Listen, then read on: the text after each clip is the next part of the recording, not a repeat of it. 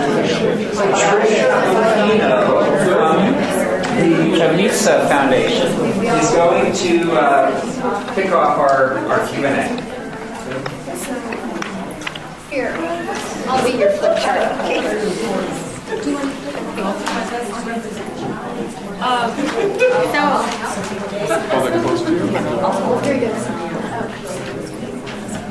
So I wanted to thank you guys. I learned a lot from what you had to say, and I think it's really exciting for, I liked how you guys said high touch and high tech.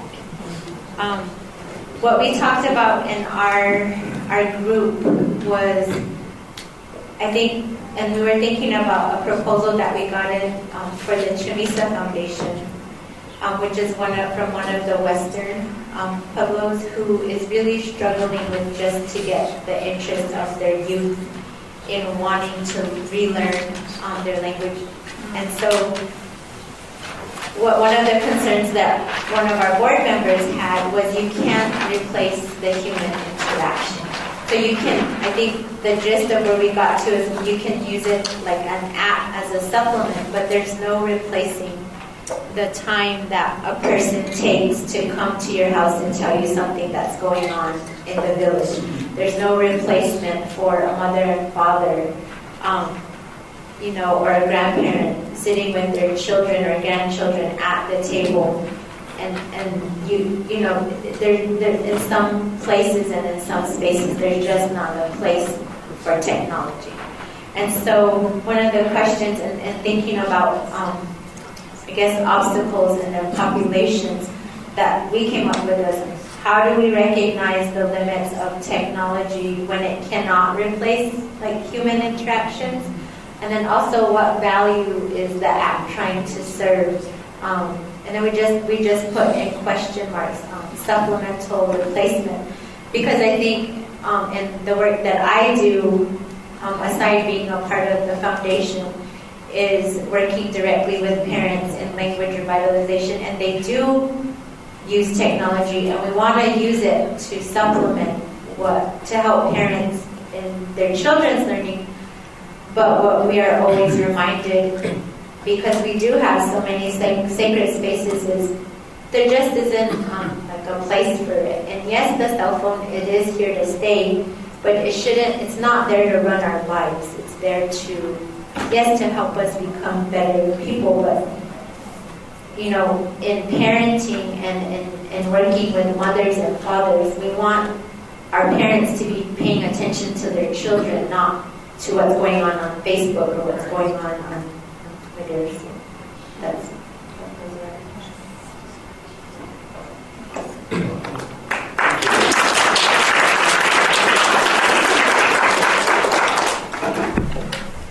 I think part of the answer is in the question, right? It's in recognizing that there are fundamental limits to the role technology can and should play, because human interactions are at the core.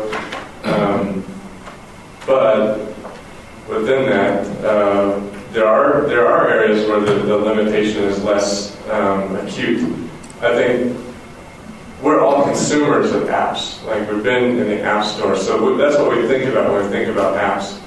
But in our terminology, there's a back office. There's a world happening in the back office of every organization where, metaphorically speaking, it's often in tatters. There's a lot happening in spreadsheets. Back to the CEO example, career employment opportunities.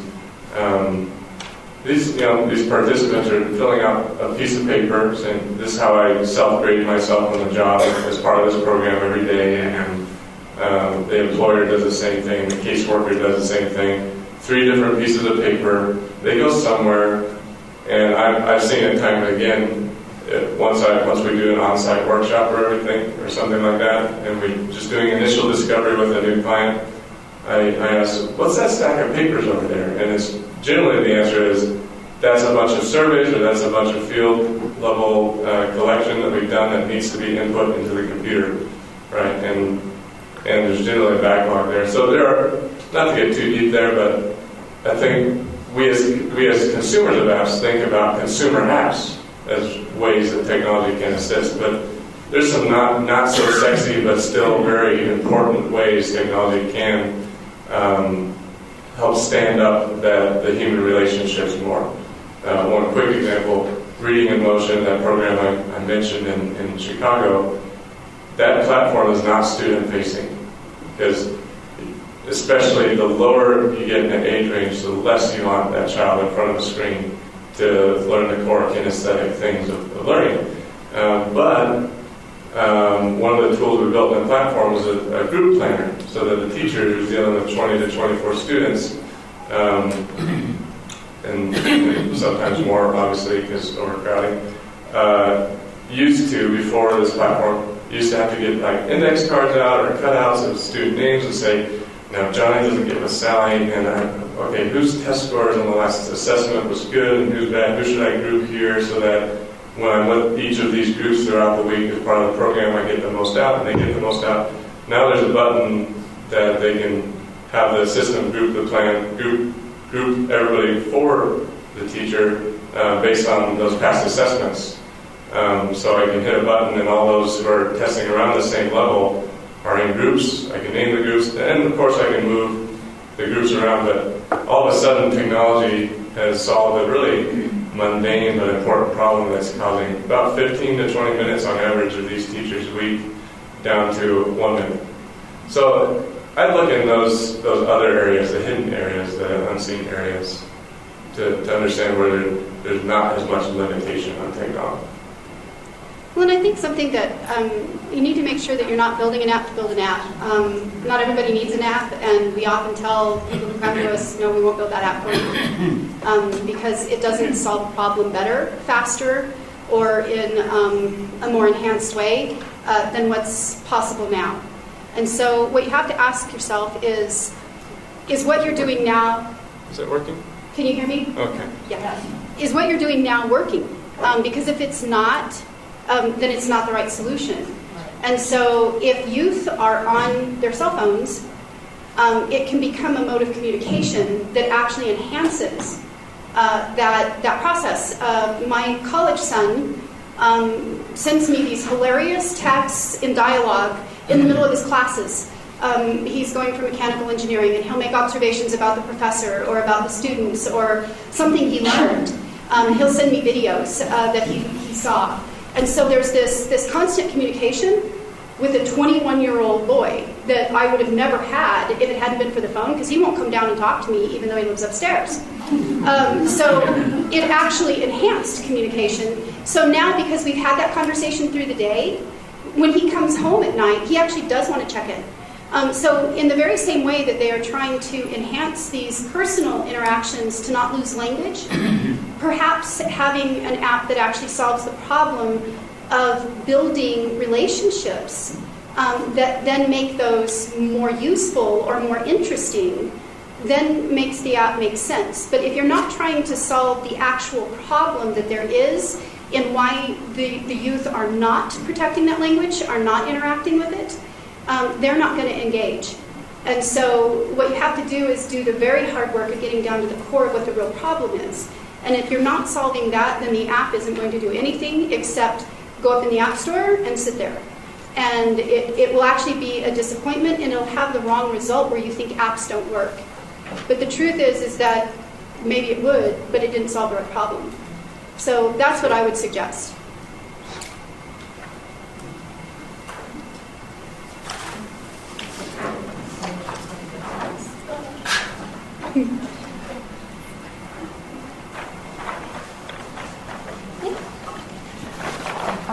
I can just talk loud. She talks loud. I can talk loud. Our question actually resonates a lot with Trisha. We definitely saw some of the examples resonate with our personal lives, like the APS app and having kids. But for us, I think when we started to ask ourselves a question about the communities we serve, that's where we started to see some obstacles, of course. And so for us, the question was, how do you integrate technology while protecting and continuing cultural lifeways and traditions in underserved communities. And I just added a few of the different underserved communities that we serve. So we, low income, intergenerational, right? Like I can use an app, but my grandma not so much. Tribal communities and how some things are just considered sacred without, there's that challenge of integrating technology into tribal communities, especially with elders, and depending on what that technology might be. Rural communities, of course, being in New Mexico, again, a lot of things will work in Albuquerque and Rio Rancho, not so much in the rural communities. And so what does technology for those communities really look like? And then again, communities of color, looking at our Hispanic, African American immigrant communities, and how do we integrate culture.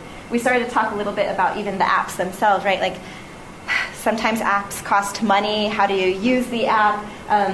Even simple things like a lot of communities in New Mexico use pay-as-you-go phones, right? So numbers change. How do you access an app if your number changes if you don't have an actual smartphone but a flip phone? So we started to talk about a little bit of those things. And I don't know if you want to add or if you all want to add. We just want you to notice the hearts over our eyes. That's awesome. Yes, and sunshine. Oh yes, this is awesome. Not to expand a little bit on what I said about if it's not solving a real problem, then why do the tech? But if you look at some of the solutions that have been done in other countries where the entire country is much like rural New Mexico, you start to see where technology actually solves problems that makes it easier to live there, makes it better to live there. A couple that I learned about in some of the summits that I was at last year was a 17-year-old girl in India who saw that there were entire groups of women who weren't able to leave the house. If their child was sick, they had to pick between taking their child to the doctor or staying at home in case water came. Because water is only delivered twice a week, and it has to be filled in all the containers, and if they miss it, they don't get water. And so water is more important than taking a sick kid to the doctor. And so women had to make these kinds of decisions. And so she went around to all of the water utilities and said, could you send me text messages and tell me where the water's going? And then she built a mobile app that then would notify these people when water was coming. So now all of a sudden these women could go and get groceries and run errands. And they were there when the water came. And so it changed their reality. And so that's where technology can actually solve problems in rural communities that nothing else really would have solved it. And then one other example is that in some parts of the world it's very unsafe for women to travel alone. And so there have been apps that have been developed that allow women to connect with each other so that they can travel together in groups and still be able to leave work and be safe until they get home. In another part of India, they have an entire group of women taxi drivers that only pick up women. And there's an app to help them connect. So you have to think outside the box about what it is that's actually making difficulty in living in rural communities, and then think, how can you use available technologies to solve that? It shouldn't be, how do we make an app that's going to work here? You don't need it until you have a problem that actually will solve it. I'll just add one more little vignette as well. First of all, the answer, I don't know. I don't live there. I live here in Albuquerque. We've traveled some places, but most of our work has been city level work, quite honestly. And this question of rural and New Mexico being really defined in many ways by outside of Albuquerque, Santa Fe, that's definitely one that's been simmering in my mind. I've talked to a few people. Tom Magnuson, who formed Creative Startups. If you know about him, he and I had lunch a few times, and how do we do that? How do we take some of this cool stuff you're talking about, but bring it to rural? The answer is I don't know, but I do know that it's a great opportunity for that process of innovation to not try to take on the burden totally on ourselves, but really take the question to the community, use some of these structures for innovation to engage the community. And the quick vignette is we did a project in the Bihar region of India, kind of northeastern, very rural, not so rural anymore that India's just growing gangbusters, but the project was to crowdsource the translation process, and pretty intense problem to try to solve where the traditional models experts do it. About 12 experts over a 2-year period, they'll translate. This was for a scripture organization. But they engaged 1,800 members of the community in that region who spoke Angika, and all of them spoke Hindi. Some of them then spoke the more heart language of that region of Angika, and 1,800 of them participated in this journey of translation. Now, at different levels, some were just voting about if that translation of that verse made sense in Angika because they didn't speak Hindi. Some were just cheering on the process, but what hit me is, we talked about the intergenerational part, some grandparents were sitting with a grandchild for the first time in front of a computer because of this project. So there's a beautiful moment right there where by presenting a problem that the community really did care about and allowing them to then embrace the way the solutions came out, there's a thread of computer literacy that resulted from the project, not just fulfilling a scripture organization's mission. So seeking those kind of opportunities is really, really rewarding, and busted all our assumptions about how they use computers over there. But in the end, our goal is just to shepherd that process rather than come with the answer.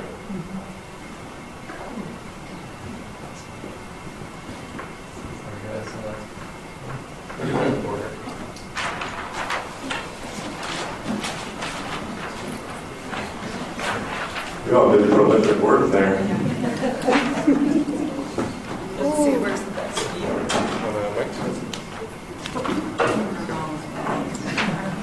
Okay, so we first started by identifying our target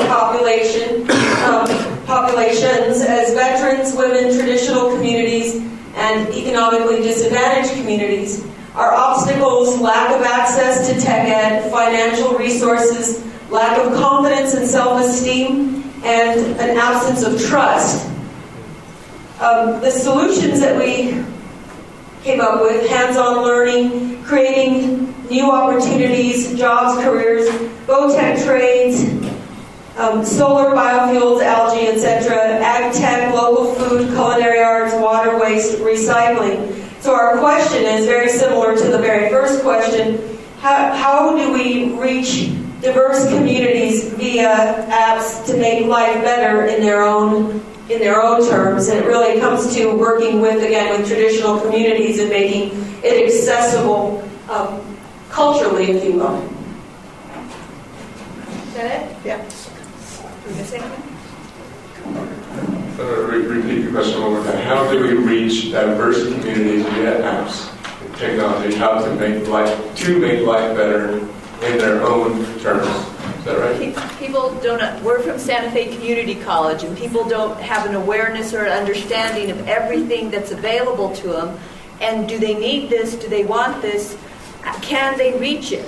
And so that's, how do we build this awareness to the community, to all those different populations of what is available that might improve their lives in their terms.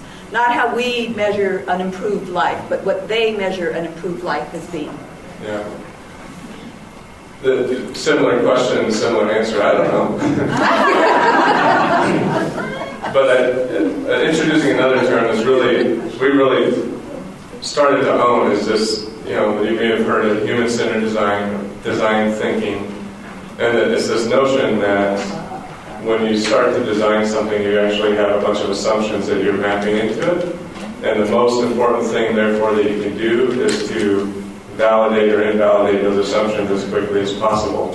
And then the best way to do that is, since the heart of the question is on their own terms, based on their value judgments, what they find valuable, the best thing we can do is then immerse ourselves with these people, learn everything we can about what makes them tick, what makes them not tick, what do they actually care about versus what we think they care about, what are their actual problems versus our problem we perceive that they have. One of the coolest books I ever read was Portfolios of the Poor. And I had this, preconceived notion that the world's poor, living on $2 a day, really are just, they don't know about money, they're poor, they're like many of us, just they're going about their day looking for stuff. But it actually turns out they have the most diverse portfolios of any of us. Middle-class Americans don't have anything on how diversified these people are. They're looking, they get money from family funds that the family jointly funds, so when there's a time of need, somebody can draw from it. They've got microloans going. They've got cash under the match. It's really amazing how busted up my assumptions got right away, just by reading a book. Now, what if I spent 6 months on the ground with the specific people? So the biggest thing, and that's real work, probably costs real money, and it's going to take real time to go into that process. But it all starts with just that kind of self-reflection of what are the assumptions we are building in. Because we can start there, and then we have something to validate or invalidate. We have that foothold. So for a specific community, is the assumption that they don't have access to good schools for their children? Is that the big thing that we think that they're really concerned about? And then we can spend 2 weeks going around asking people and have that foothold and then validate or invalidate. I think I could just say amen.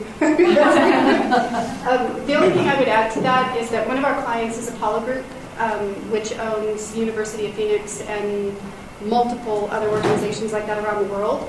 And so they're in the process of struggling how to reinvent themselves as well, because a lot of the training programs that they had are for things that are really not relevant anymore. And one of the ways that they've gone about that is by figuring out what searches happen on their course curriculum that end up without an answer. And so one of the things that we're in very long-term discussions about is how to use our platform as some of their core classes to begin to train adults and people who've been laid off how to have an entirely new career around data. There's governments all over the world who are rolling out open data initiatives. There's going to be a need for people to be able to manage that data, update it, keep it live, manage the servers. So they don't need a 4-year degree, but they need a certificate. They need a 2-year training. And so they actually are trying to find out what are the problems that need to be solved. So as a community college, trying to serve your community with relevant curriculum and services, I think the very best way to approach that isn't through an app, but it's really through gathering data about who your audience is and who your audience could be who isn't participating, and then understanding why they're not participating, and are there intersections between what you could offer that might draw in that community to be able to serve them with what you do. So I don't know if that answers your question, but that's what I thought of. Yeah, you should come visit us. I'd love to. Wonderful. We have time for one more question. And are you coming up? Great.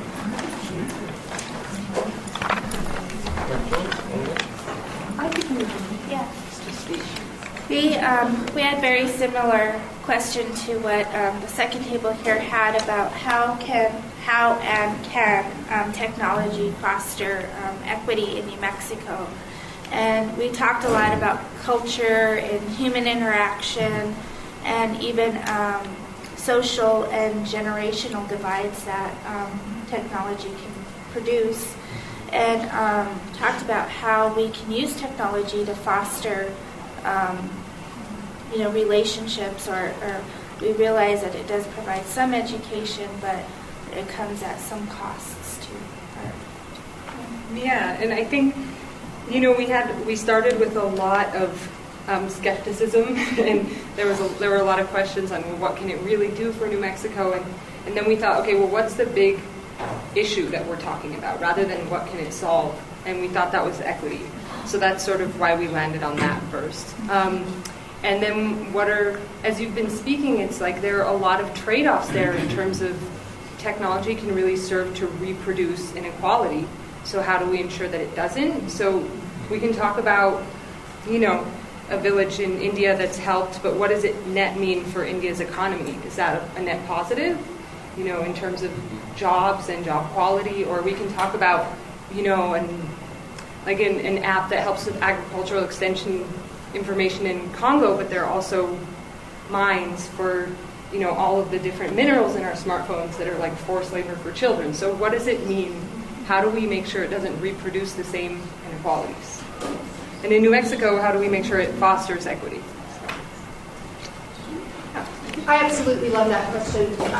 And I honestly think that the way you foster equity and you create equity is by putting your resources towards creating solutions where there is inequity.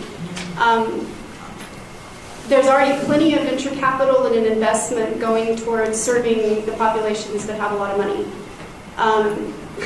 When you look at companies like Color, who had billions of dollars in investment from some of the smartest investors in the world, and they blew through it in 2 years with no product, that's unconscionable, especially when you consider that there are startups out there that are trying to solve problems for inequity that can't get funding to even get it out the door. I find that just absolutely the worst distasteful thing you could do with money. But one of the ways that we're trying to help solve inequity, even through what we do, is by finding ways to creatively fund projects that need funded where there is no money, because the social impact and the value of that means that the people who have access to that new information or technology now have different choices. And think about the Bernalillo County jail system. Who's arrested is actually public information. But the families who deal with those arrests are usually not people who know how to have the savvy to navigate through all of the different pieces of a website to figure out if their family member's been arrested. And so they don't come home, and they don't come home, and they don't know where they are. And so the number one reason people call Bernalillo County on Monday morning is to find out if whoever didn't come home is arrested. And then they don't know what the next steps are. They don't know how to get a public defender. They don't know how to access information to know how to show up at the jail or when they're allowed. And so we're working with Bernalillo County to create an app that will allow family members in real time to access that information so that they'll know if a family member has been arrested, and then immediately be given information about next steps. And who's going to pay for it? The people who actually serve that community. Defense lawyers, bail bonds companies.